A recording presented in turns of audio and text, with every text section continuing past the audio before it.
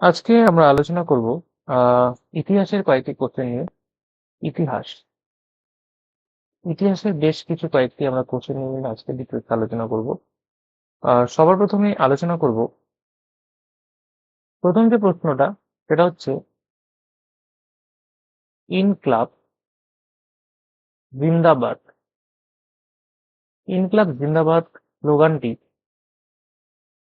ইনক্লাব জিন্দাবাদ স্লোগানটি কে দিয়েছেন? এটা আমার প্রশ্ন। ইনক্লাব জিন্দাবাদ স্লোগানটি কে দিয়েছেন? ঠিক আছে, এটা আমার প্রথম প্রশ্ন। তাহলে এটার অ্যান্সার কি হয়ে যাবে?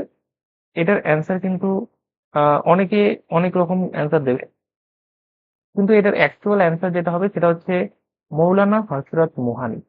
ইনকলাব জিন্দাবাদ যে স্লোগান, সেটা দিয়েছিলেন মৌলানা হযরত মোহানি। মৌলানা হযরত মোহানি এটা কিন্তু স্লোগানটা দিয়েছিলেন। ইনকলাব জিন্দাবাদ স্লোগানটি কে দিয়েছিলেন? তাহলে মৌলানা হযরত মোহানি। এবার মৌলানা হযরত মোহানির পরে পরবর্তীকালে ভগৎ সিং পরবর্তীকালে ভগৎ সিং এই ইনকলাব জিন্দাবাদ যে স্লোগান রয়েছে, ইনকলাব জিন্দাবাদ স্লোগানটিকে অনেক প্রচলন করেছিলেন বা অনেক ইউজ করেছিলেন।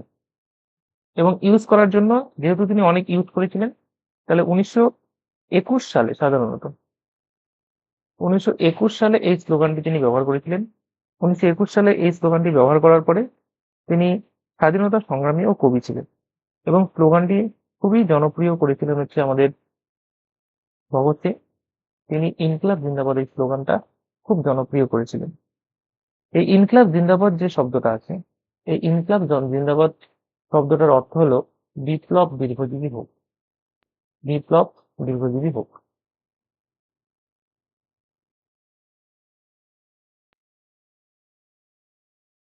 বিপ্লব দীর্ঘজীবী হোক।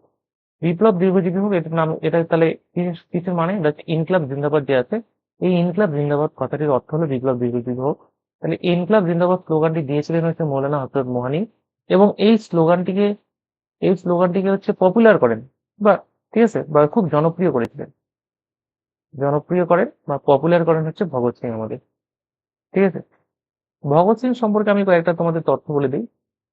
প্রথম তথ্য হচ্ছে এটাই যে 1907 সালে তিনি জন্মগ্রহণ করেছিলেন। 1907 সালে তিনি জন্মগ্রহণ করেছিলেন, ডেট মনে রাখার দরকার নেই। 1907 সালে তিনি জন্ম করেছিলেন, এবং হিন্দুস্তান সোশ্যালিস্ট রিপাবলিকান অ্যাসোসিয়েশন এর সদস্য ছিলেন। ঠিক আছে, HSRA, Hindustan socialist Republican association, এটার সদস্য ছিলেন কিন্তু আমাদের কিন্তু ভগৎ সিং সদস্য ছিলেন, যিনি কিনা 1907 সালে জন্মগ্রহণ করেছিলেন। এছাড়াও ভগৎ সিং সম্পর্কে আরো একটি তথ্য হলো, তিনি ইনকলাব জিন্দাবাদ যে স্লোগানটি রয়েছে, সেই ইনকলাব জিন্দাবাদ স্লোগানটিকে কিন্তু তিনি পপুলার করেছিলেন বা জনপ্রিয় করেছিলেন খুব। মাত্র 23 বছর বয়সে, মাত্র 23 বছর বয়সে তিনি মারা যান। তাহলে ভগৎ সিং মাত্র 23 বছর বয়সে কিন্তু তিনি মারা গিয়েছিলেন। ঠিক আছে, শুধুমাত্র 23 বছর বয়সে কিন্তু তিনি মারা যান। 1931 সালে 1931 সালে তাকে ফাঁসি দেওয়া হয়। ঠিক আছে, রাজগুরু ও সুখদেবের সাথে মৃত্যুদণ্ড কার্যকর করা হয় তার। 1931 সালে তাকে ফাঁসি দেওয়া হয়। তাহলে আমরা এই প্রশ্ন থেকে কি কি জানতে পারলাম? এক নম্বর হচ্ছে ইনকলাব জিন্দাবাদ স্লোগানটির অরিজিনাল কে দিয়েছিলেন? তিনি হচ্ছেন মৌলানা হযরত মোহানি। ঠিক আছে, এটা আনসার হয়ে যাবে মৌলানা হযরত মোহানি। এবং ইনকলাব জিন্দাবাদ জিন্দাবাদ স্লোগানটি প্রচলনও করেছিলেন বা জনপ্রিয় করেছিলেন হচ্ছে ভগৎ সিং, বারবার বলে বলে। এবং এই ভগৎ সিং এর সম্পর্কে কিছু তথ্য: ভগৎ সিং 1907 সালে তার জন্ম। ঠিক আছে, Hindustan socialist Republican association HSRA যার সদস্য ছিলেন। 23 বছর বয়সে তিনি মারা গিয়েছেন, এবং 1931 সালে তাকে ফাঁসি দেওয়া হয়েছে। ঠিক আছে, 1931 সালে তাকে কি করা হয়েছে? ফাঁসি দেওয়া হয়েছে। আমরা নেক্সট কোশ্চেনে চলে যাব। Question number 2। নেক্সট যে টপিকটা রয়েছে আমাদের, সেটা হচ্ছে সুভাষ চন্দ্র বসু। সুভাষ চন্দ্র বসু, नाम ही काफी है। সুভাষ চন্দ্র বসু। সুভাষ চন্দ্র বসু সম্পর্কে আমরা কয়েকটি তথ্য জানবো। প্রথম তথ্য তো এটাই সুভাষচন্দ্র বসু সম্পর্কে, ঠিক আছে। আমার কয়েকটা তথ্য জানবে। 1 নম্বর তথ্য দেখো, প্রথম তথ্য তো এটাই যে সুভাষচন্দ্র বসু 1897 সালে জন্মগ্রহণ করেছিলেন। আমরা জানি প্রত্যেক বছর তার জন্মদিন পালন করি 23শে জানুয়ারি। 1897 সালের 23শে জানুয়ারি তিনি উড়িষ্যার কটক শহরে জন্মগ্রহণ করেছিলেন। সুভাষচন্দ্র বসুর বাবার নাম ছিল জানকীনাথ বসু।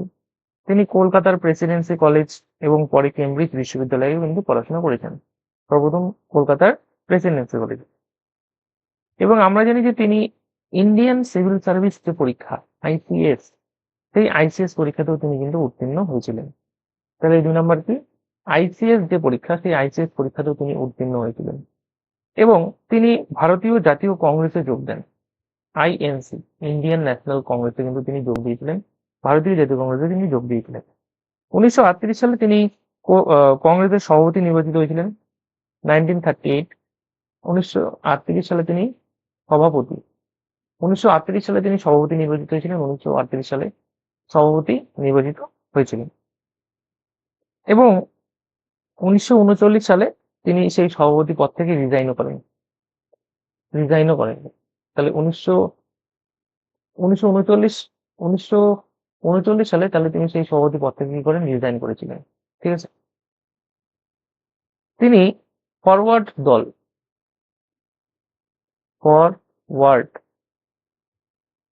তিনি ফরওয়ার্ড দল গঠন করেছিলেন। ফরওয়ার্ড দল কি করেছিলেন, গঠন করেছিলেন। তাহলে সুভাষচন্দ্র বসু কিন্তু ফরওয়ার্ড দলও কিন্তু গঠন করেছেন। এবং 1941 সালে তিনি ভারত ত্যাগ করেন।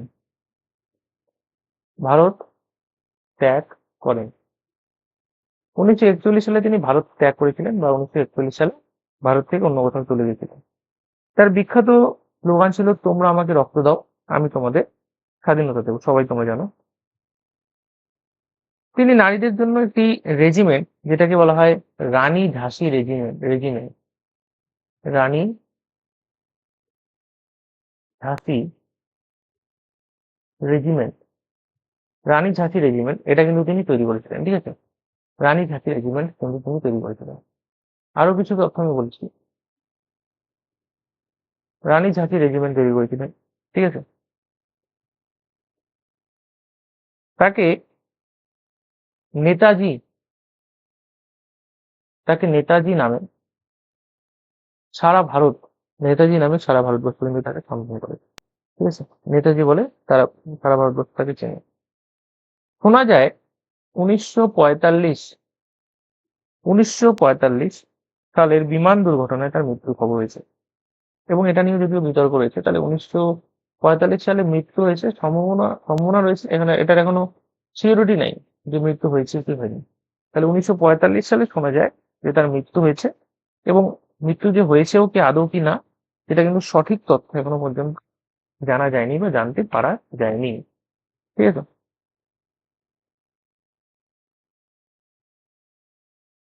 সুভাষচন্দ্র বসু ছিলেন চিত্তরঞ্জন দাস চিত্তরঞ্জন দাস যিনি ছিলেন, সেই চিত্তরঞ্জন দাসের রাজনৈতিক রাজনৈতিক সদস্য বা রাজনৈতিক শিষ্য। চিত্তরঞ্জন দাসের রাজনৈতিক শিষ্য ছিলেন কিন্তু আমাদের সুভাষচন্দ্র বসু, ঠিক আছে। তিনি জয় হিন্দ যে স্লোগান জয় হিন্দ যে স্লোগান এই জয় হিন্দ স্লোগানটি কিন্তু তিনি খুবই জনপ্রিয় করেছেন, ঠিক আছে। তার যে জন্মদিন, সুভাষচন্দ্র বসুর যে জন্মদিন 23শে জানুয়ারি, আমরা সবাই জানি এটা সুভাষচন্দ্র বসুর জন্মদিন। এই 23শে জানুয়ারি পালিত হয় কি বলতো, পরাক্রম দিবস। পরাক্রম দিবস 23শে জানুয়ারি কিন্তু পালিত হয়। এটাকে আমরা তার জন্মদিন হিসেবে পালন করি। পরাক্রম দিবস বলা হয়, 23শে জানুয়ারি পালিত হয়, ঠিক আছে। সুভাষচন্দ্র বসু আন্দামান ও নিকোবর যে দ্বীপ, আন্দামান নিকোবর এই আন্দামান নিকোবর দ্বীপের নতুন নাম রেখেছিল। আন্দামান নিকোবর দ্বীপের নতুন তিনি নাম রেখেছিলেন, যে নামটা হচ্ছে শহীদ শহীদ ও স্বরাজ দ্বীপ। শহীদ ও স্বরাজ দ্বীপ, কি বললাম, শহীদ ও স্বরাজ দ্বীপ, তিনি কিন্তু এই আন্দামান ও নিকোবর দ্বীপপুঞ্জের নাম করেছিলেন শহীদ ও স্বরাজ দ্বীপ। ঠিক আছে, এই কয়েকটাই আমাদের মোটামোটা কিছু সুভাষচন্দ্র বসু সম্পর্কে ইনফরমেশন ছিল। আমরা নেক্সট চলে যাবো নেক্সট টপিকে, 3 নম্বর টপিক। 3 নম্বর টপিক হচ্ছে আমাদের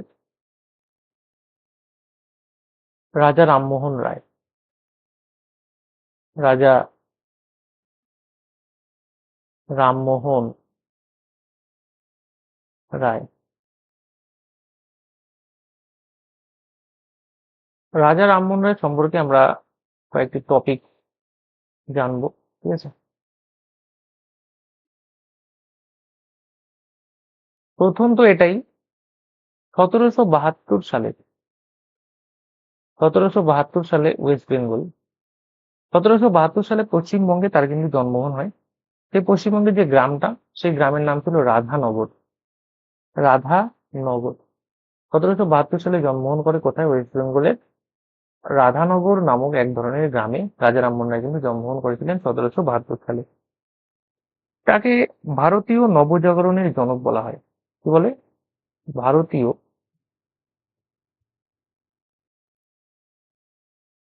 নবজাগরণের জনক। ভারতীয় নবজাগরণের জনক বলা হয় রাজা রামমোহন রায়কে। এবং 1972 সালে ওয়েস্ট বেঙ্গলে রাধানগর নামক এক গ্রামে তিনি জন্মগ্রহণ করেছিলেন। ঠিক আছে, তিনি পাশ্চাত্য শিক্ষার জন্য তিনি পক্ষেও ছিলেন। সতীদাহ প্রথার বিরুদ্ধে আন্দোলন করেন। ঠিক আছে, তাহলে কি সতীদাহ প্রথার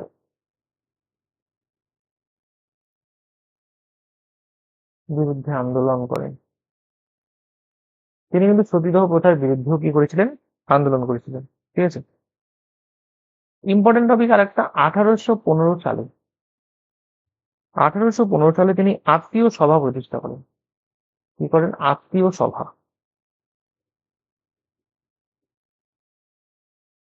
1815 সালে তিনি আত্মীয় সভা প্রতিষ্ঠা করেছিলেন। ঠিক আছে, 1815 সালে আত্মীয় সভা প্রতিষ্ঠা করেছিলেন। এবং তার পরবর্তীতেই 1828 সালে ব্রাহ্ম সমাজ, 1828 সালে ব্রাহ্ম সমাজ কিন্তু তিনি পরবর্তীকালে প্রতিষ্ঠা করেছিলেন। বাল্য বিবাহের বিরোধিতা করেছিলেন তিনি, এবং বিধবা বিবাহ সমর্থন করেছিলেন। ঠিক আছে, তার যে রাজা রামমোহন রায়ের যে প্রকাশিত সংবাদ পত্রিকা, সেই সংবাদ পত্রিকার নাম হলো সংবাদ কৌমুদী। সংবাদ কৌমুদী, সংবাদ কৌমুদী। অর্থাৎ 1828 সালে ব্রাহ্ম সমাজ গঠন করার পরে তিনি একটি আহ পত্রিকা প্রকাশ করেছিলেন, যার নাম সংবাদ কৌমুদী। তিনি আরো একটা পত্রিকা প্রকাশ করেছিলেন, সেই পত্রিকার নাম হচ্ছে মিরাত উল আকবর। মিরাত উল আকবর, মিরাতুল আকবর নামেও কিন্তু তিনি একটি পত্রিকা প্রকাশ করেছিলেন। ঠিক আছে, এটা পার্সি ভাষার কবিতা যদিও। ঠিক আছে, তার সম্পর্কে আরো কিছু ইনফরমেশন আমি বলছি রাজা রামমোহন রায় সম্পর্কে। দেখো, রাজা রামমোহন রায় কিন্তু সর্বপ্রথম ইংল্যান্ডের দূত হিসেবে তিনি আহ মুঘল সম্রাটের দূত হিসেবে তিনি ইংল্যান্ডে গিয়েছিলেন। ঠিক আছে, মুঘল সম্রাটের দূত। তাহলে মুঘল সম্রাটের দূত হিসেবে তিনি কোথায় গিয়েছিলেন? ইংল্যান্ড। তিনি প্রথম। ঠিক আছে,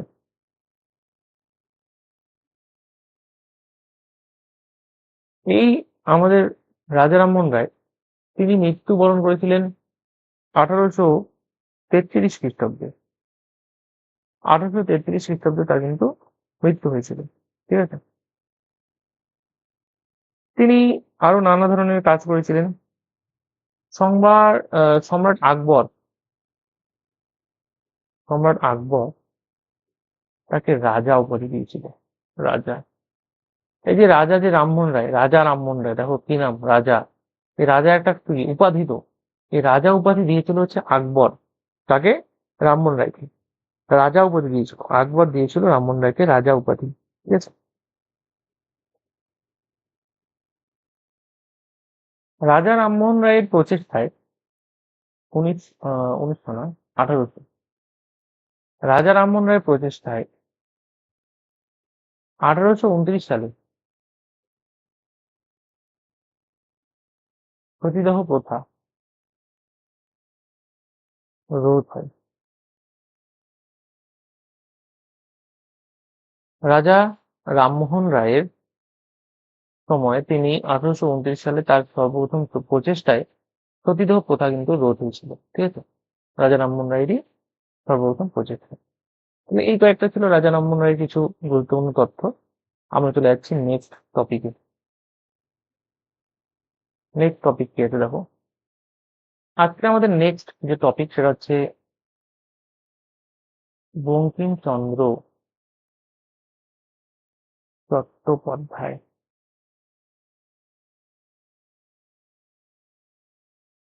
বঙ্কিমচন্দ্র চট্টোপাধ্যায়, নেক্সট টপিক বঙ্কিমচন্দ্র চট্টোপাধ্যায়। ঠিক আছে, সবার প্রথম যে টপিকটা নিয়ে আলোচনা করবো বঙ্কিমচন্দ্র চট্টোপাধ্যায়ের, তিনি জন্মগ্রহণ করেছিলেন 1838 সালে। তিনি জন্মগ্রহণ করেন, তিনিও কিন্তু পশ্চিমবঙ্গেই জন্মগ্রহণ করেছিলেন। ওয়েস্ট বেঙ্গলের নৈহাটি বলে একটা জায়গা আছে, ওয়েস্ট বেঙ্গলের নৈহাটি বলে একটা জায়গা আছে, তিনি সেই নৈহাটিতে জন্মগ্রহণ করেছিলেন বঙ্কিমচন্দ্র চট্টোপাধ্যায় 1838 সালে। এবং তিনি বাংলা সাহিত্যের প্রথম সফল উপন্যাসিকদের মধ্যে একজন ছিলেন। তার বাবার নাম ছিল যাদবচন্দ্র চট্টোপাধ্যায়। তিনি সাধারণত হুগলি কলেজে পড়াশোনা করেছিলেন এবং পরে ইউনিভার্সিটি অব ক্যালকাটা থেকে স্নাতক হয়েছিলেন। তার যে প্রথম উপন্যাস, কি নাম বললাম, উপন্যাস, এই উপন্যাসের নাম হলো দুর্গেশ নন্দিনী। দুর্গেশ নন্দিনী খুবই ফেমাস উপন্যাস, দুর্গেশ নন্দিনী।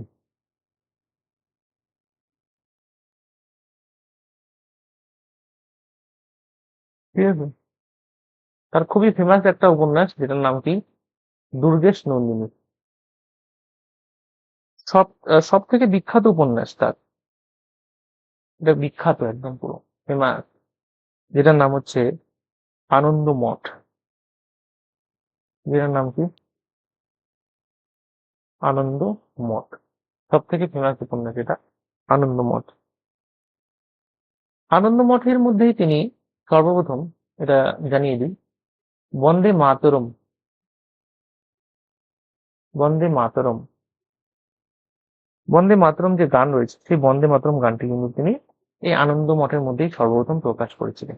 ঠিক আছে, তার বিখ্যাত যে উপন্যাস, তার বিখ্যাত উপন্যাসের মধ্যে আরেকটা রয়েছে যেটার নাম তোমরা সকলেই জানো, কপাল কুণ্ডলা। কপাল কুণ্ডলা, তার বিখ্যাত উপন্যাসের মধ্যে একটি রয়েছে কপাল কুণ্ডলা। ঠিক আছে, তিনি একটা সাহিত্য পত্রিকা সম্পাদনা করতেন, যে সাহিত্য পত্রিকাটার নাম হচ্ছে তোমার বঙ্গদর্শন। বঙ্গ বঙ্গদর্শন বলে একটা সাহিত্য পত্রিকা রয়েছে, তিনি সেটা সম্পাদনা করেছিলেন। তার আরো একটা উপন্যাস কপাল কুণ্ডলা, আর একটা উপন্যাসের নাম হচ্ছে বীজ বৃক্ষ। এটা মনে রাখো, বঙ্কিমচন্দ্র চট্টোপাধ্যায়েরই আর একটা উপন্যাস রয়েছে, যে উপন্যাসটার নাম হচ্ছে বিষ বৃক্ষ। ঠিক আছে, বিষ বৃক্ষ বলা হয়। তার মৃত্যু হয়েছিল 1894 সালে। তার মৃত্যু হয়েছিল 1894 সালে। এই কয়েকটা তথ্য আমাদের বঙ্কিমচন্দ্র চট্টোপাধ্যায়ের জন্য আমি বললাম। ঠিক আছে, আমরা নেক্সট টপিকে চলে যাচ্ছি, সেটা হচ্ছে বিভূতিভূষণ বন্দ্যোপাধ্যায়। বিভূতিভূষণ বন্দ্যোপাধ্যায়,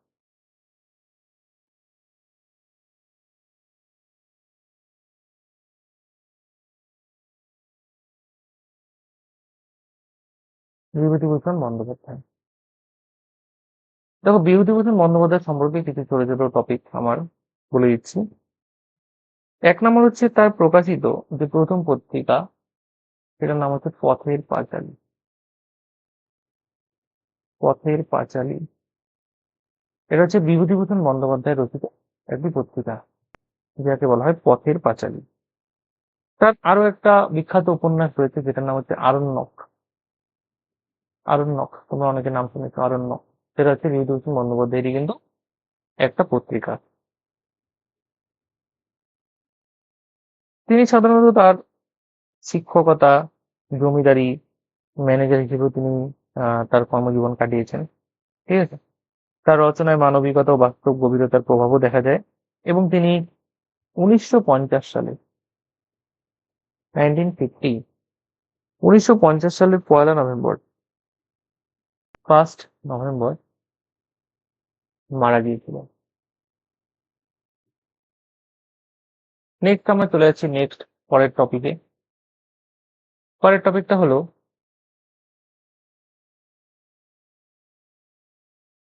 রবীন্দ্রনাথ ঠাকুর। রবীন্দ্রনাথ ঠাকুর नाम ही काफी है। রবীন্দ্রনাথ ঠাকুর, আমরা সবাই জানি তিনি 7ই মে, 7 মে 1861, 1861 সালের 7ই মে রবীন্দ্রনাথ ঠাকুর জন্মগ্রহণ করেছিলেন। আমরা কোথায় জন্মগ্রহণ করেছিলেন? আমরা জানি কলকাতার জোড়াসাঁকো ঠাকুর বাড়িতে জন্মগ্রহণ করেছিলেন। রবীন্দ্রনাথ ঠাকুরের পিতার নাম ছিল দেবেন্দ্রনাথ ঠাকুর। তিনি সাধারণত ব্রাহ্ম সমাজে প্রভাবিত পরিবারে জন্মগ্রহণ করেছিলেন। ঠিক আছে। তার প্রথম যে কাব্যগ্রন্থ, তার প্রথম কাব্যগ্রন্থের নাম হলো কবি কাহিনী। কবি কাহিনী, এটি ছিল রবীন্দ্রনাথ ঠাকুরের প্রথম কাব্যগ্রন্থ, যেটার নাম কি কবি কাহিনী হলো রবীন্দ্রনাথ ঠাকুরের প্রথম কাব্যগ্রন্থ। 1913 সালে, খুবই ফেমাস একটা সাল, তিনি নোবেল প্রাইজ পেয়েছিলেন। Nobel prize in which place? Literature.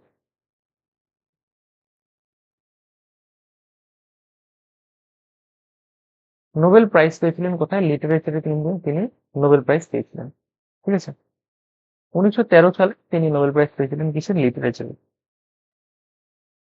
এবং নোবেল পেয়েছিলেন তিনি গীতাঞ্জলি যে কাব্যগ্রন্থ, গীতাঞ্জলি, এই গীতাঞ্জলি কাব্যগ্রন্থের জন্যই কিন্তু তিনি নোবেল প্রাইজ পেয়েছিলেন। এছাড়াও রবীন্দ্রনাথ ঠাকুরের বিখ্যাত কিছু উপন্যাসের নাম হচ্ছে ঘরে বাহিরে,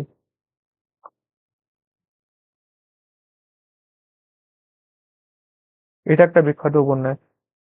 বিখ্যাত গল্পের নাম হলো তার কাবুলিওয়ালা। কাবুলিওয়ালা তার বিখ্যাত গল্প রবীন্দ্রনাথ ঠাকুরের। ঠিক আছে। এছাড়াও আমরা বলতে পারি যে তিনি চিত্রশিল্পী হিসেবেও পরিচিত ছিলেন। তিনি ব্রিটিশ সরকারের নাইট উপাধি পেয়েছিলেন 1915 সালে। 1915 সালে তিনি নাইট উপাধি নাইট উপাধি পেয়েছিলেন। এবং তিনি এই নাইট উপাধি পেয়ে ত্যাগও করেছিলেন, মানে নাইট উপাধি পেয়ে দিয়ে দিয়েছিল। নাইট উপাধি পেয়েছিলেন এবং ত্যাগ করেছিলেন। রবীন্দ্রনাথ ঠাকুরকে বিশ্বকবি উপাধি দেওয়া হয়েছিল। বিশ্বকবি অর্থাৎ বিশ্বের কবি হিসেবে তাকে চিহ্নিত করা হয়েছিল। ঠিক আছে। তিনি আধুনিক বাংলা গদ্য পদ্যের বিকাশ ঘটিয়েছিলেন। তিনি 7ই আগস্ট,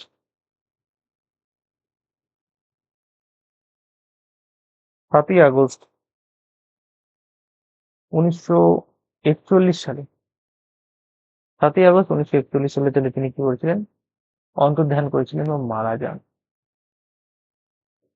ঠিক আছে। 7ই আগস্ট 1941 সালে তিনি মারা গিয়েছিলেন। তিনি শিক্ষা সংস্কারে গুরুত্বপূর্ণ ভূমিকা রেখেছিলেন। ঠিক আছে। আমরা নেক্সট টপিকে চলে যাব। নেক্সট টপিক আমাদের হলো বাল গঙ্গাধর তিলক।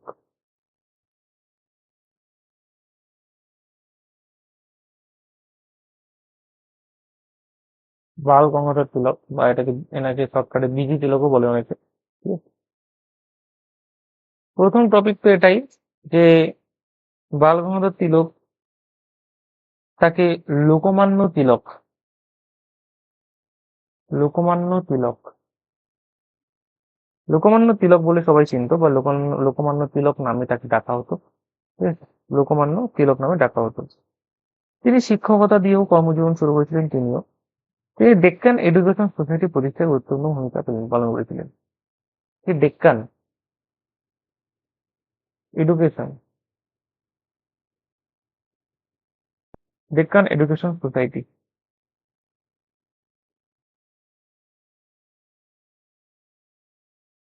তিনি ডেক্কান এডুকেশন সোসাইটি এই ডেক্কান এডুকেশন সোসাইটি কিন্তু প্রতিষ্ঠায় গুরুত্বপূর্ণ ভূমিকা পালন করেছেন।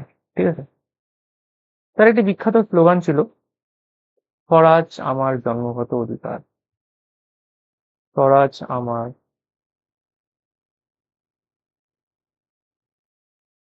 জন্মগত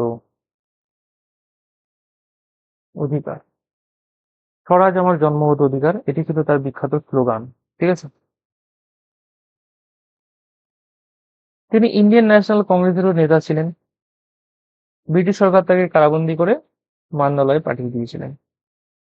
তিনি গীতা রহস্য নামে এক ধরনের গ্রন্থ রচনা করেছিলেন। এটির নাম গীতা রহস্য।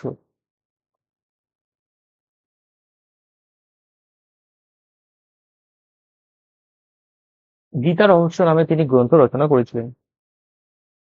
তিনি মৃত্যুবরণ করেছিলেন কত? 1 আগস্ট 1920 সালে।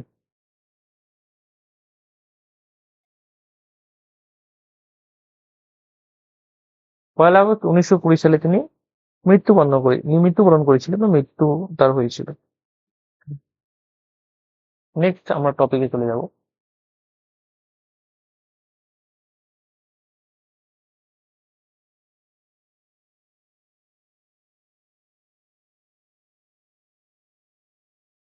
রাজেন্দ্র প্রাসাদ।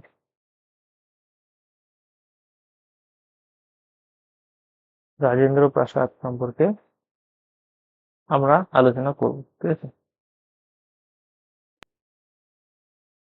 সবার প্রথম তো এটাই যে 26 জানুয়ারি, ডেট ইয়াদ রাখা, 26 জানুয়ারি 1950, 26 জানুয়ারি 1950 সালে তিনি ভারতের প্রথম রাষ্ট্রপতি হয়েছিলেন। 1950 তিনি ভারতের প্রথম রাষ্ট্রপতি হয়েছেন হয়েছেন 26 জানুয়ারি 1950 সালে তিনি প্রথম ভারতের রাষ্ট্রপতি হয়েছেন। এটাই তার সব থেকে বড় ইম্পর্টেন্ট একটা তথ্য।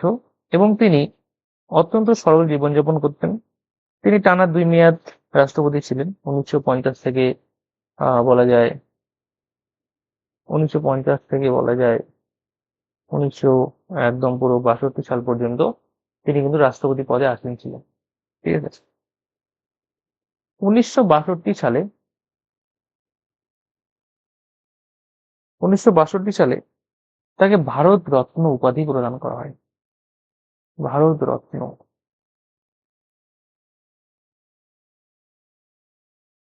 প্রদান করা হয়। 1962 সালে তাকে কি হয় তাহলে? ভারত রত্ন প্রদান করা হয়েছিল 1962 বা 1962 সালে। ঠিক আছে, 28 ফেব্রুয়ারি 1963 সালে তিনি মারা গিয়েছেন। 1963, 28 ফেব্রুয়ারি মারা যান। ডক্টর রাজেন্দ্র প্রসাদ 26 জানুয়ারি 1950 সালে তিনি ভারতের প্রথম রাষ্ট্রপতি হয়েছেন। 1950 থেকে 1962 সাল পর্যন্ত তিনি রাষ্ট্রপতি পদে আসীন ছিলেন। 1962 সালে তিনি ভারত রত্ন তাকে প্রদান করা হয়েছিল। এবং ফাইনালি 1963 সালে 28 ফেব্রুয়ারি তার মৃত্যু হয়। ঠিক আছে, আজকে এই ভিডিওতে আমরা এই কয়েকটা টপিক নিয়ে আলোচনা করলাম। বাকি টপিকগুলো নিয়ে আমরা আমাদের পরবর্তী যে ভিডিওগুলো আসবে চ্যানেলে, সেই ভিডিওগুলোতে অবশ্যই কভার করে নেব। তোমরা অবশ্যই চ্যানেলটি সাবস্ক্রাইব করে নেবে, এবং সাবস্ক্রাইব করার সাথে সাথে যে বেল আইকন, সেই বেল আইকনটাও কিন্তু প্রেস করবে, যেন প্রত্যেক দিনের ভিডিও তোমরা প্রত্যেক দিন দেখতে পারো এবং তোমাদের কাছে সেই ভিডিওটা যেন পৌঁছে যায়। সেই জন্যই তোমরা সাবস্ক্রাইব করে দিবে। Thank you.